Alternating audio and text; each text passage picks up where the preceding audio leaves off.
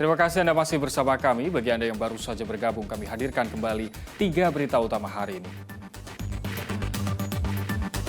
Warga desa Simpang Nibung, Kabupaten Musirawas Utara mengeluhkan aktivitas truk pengangkut batu bara yang melintasi desa mereka.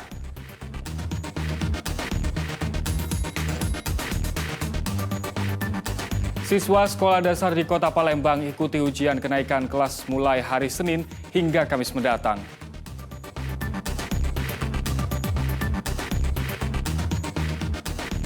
Berkunjung ke Candi Tingkip, salah satu situs peninggalan Kerajaan Sriwijaya pada abad ke-6 Masehi yang dikenal sebagai miniatur Candi Borobudur.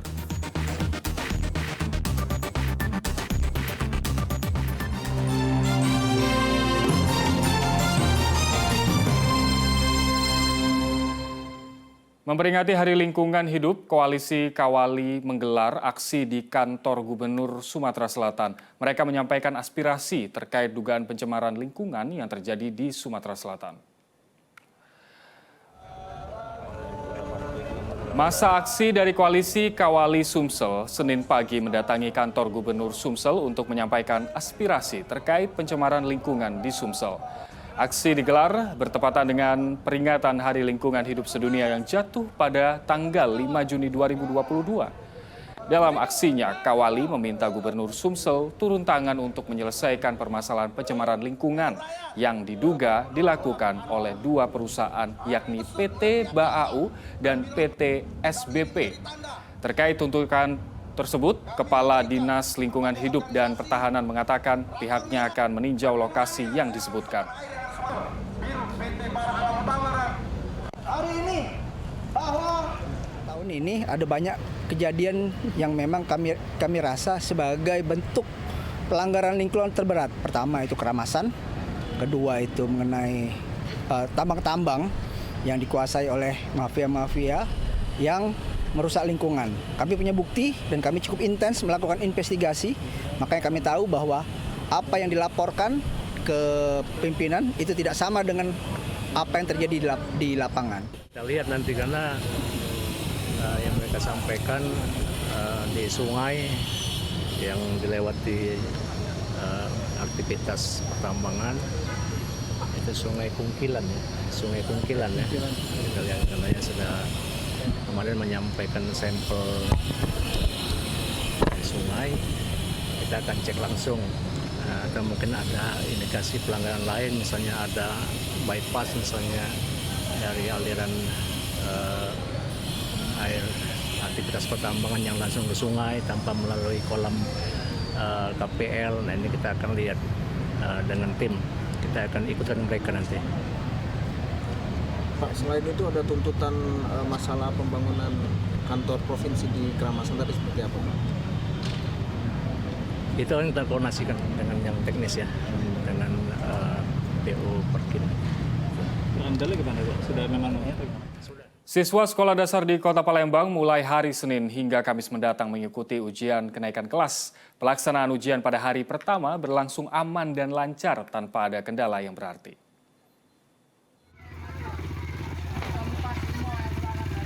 Dinas Pendidikan Kota Palembang menggelar ujian kenaikan kelas tingkat sekolah dasar secara serentak mulai Senin hingga Kamis.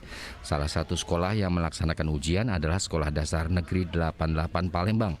Siswa yang mengikuti ujian kenaikan kelas terdiri dari siswa kelas 1 hingga kelas 5. Pada hari pertama ujian, siswa terlihat semangat mengerjakan lembar soal ujian yang diberikan guru pengawas. Adapun pelajaran tematik yang diujikan terdiri dari pelajaran IPA, IPS, dan matematika. Pelaksanaan ujian kali ini digelar dengan menerapkan protokol kesehatan yang ketat karena masih dalam situasi pandemi COVID-19. Alhamdulillah SD Negeri 88 melaksanakan ujian untuk kenaikan kelas 1 sampai kelas 5 berjalan dengan baik. Semua dapat dilaksanakan oleh anak-anak kita, jadwal sesuai apa yang sudah ditertera di pengumuman. Alhamdulillah anak dapat mengikuti dengan baik dan tertib Di samping itu kita masih menjaga prokes, tetap kita utamakan.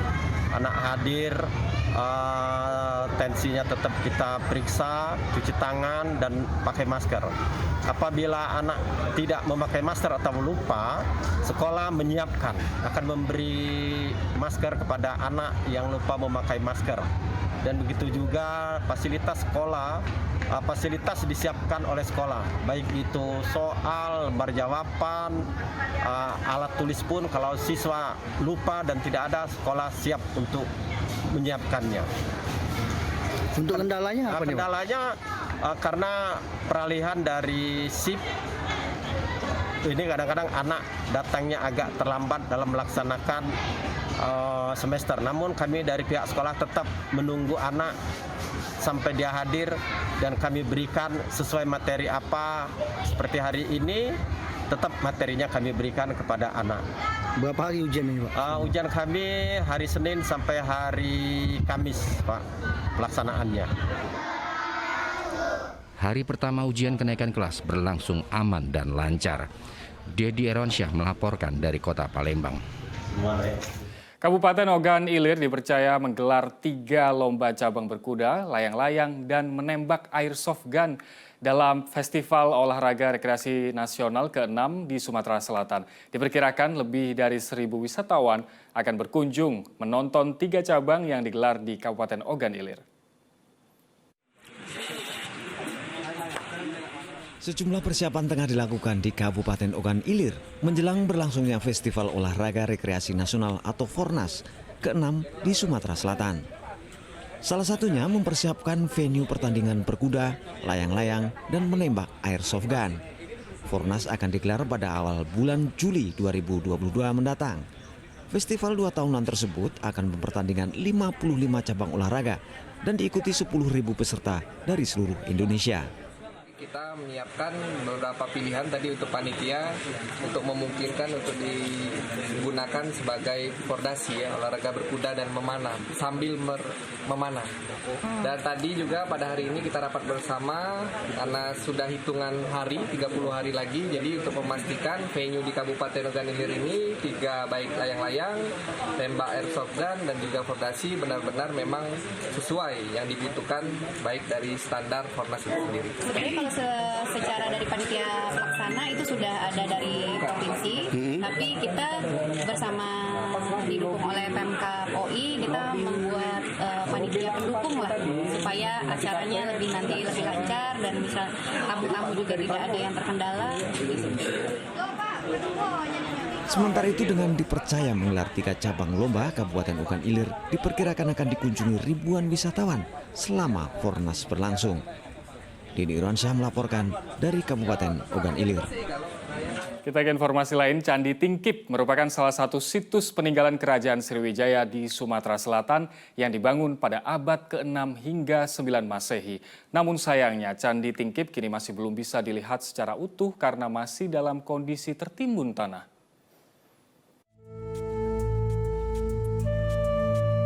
Candi Tingkip terletak di Desa Sungai Lanang, Kecamatan Rawas Ulu, Kabupaten Musi, Rawas Utara.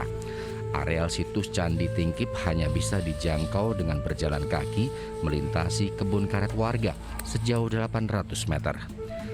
Candi Tingkip merupakan candi Buddha warisan Kerajaan Sriwijaya yang dibangun pada abad ke-6 hingga 9 Masehi. Meskipun berukuran lebih kecil, Candi Tingkip memiliki bentuk menyerupai Candi Borobudur sehingga sering disebut sebagai miniatur Candi Borobudur. Seiring berjalannya waktu, Candi Tingkip hilang bak di telan bumi. Untuk melihat situsnya, kita hanya bisa melihat bebatuan kuno yang seolah dibiarkan berserak begitu saja di area lokasi sekitar Candi Tingkip. Candi Tingkip dinamakan karena di bawah itu ada aliran Sungai Tingkip. Ini ditemukan sudah lama sebenarnya dan sempat diobservasi oleh arkeolog dari Palembang. Di sini dulu sempat ditemukan arca batu Buddha setinggi 2 meter lebih. Sekarang sudah dibawa di Museum Palembang. Harapannya lokasi candi ini bisa dipugar kembali ya, karena sekarang kan sudah nggak terawat. Jadi susah untuk melihat sisi aslinya bagaimana kebudayaan tempo dulu yang pernah berkembang di wilayah sini ya.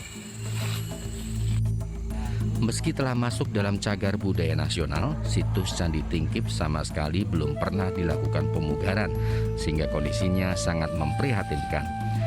Padahal candi ini berpotensi menjadi tempat generasi muda untuk mengenal sejarah bangsanya. Dedi Aransyah melaporkan dari Kabupaten Musirawas Utara.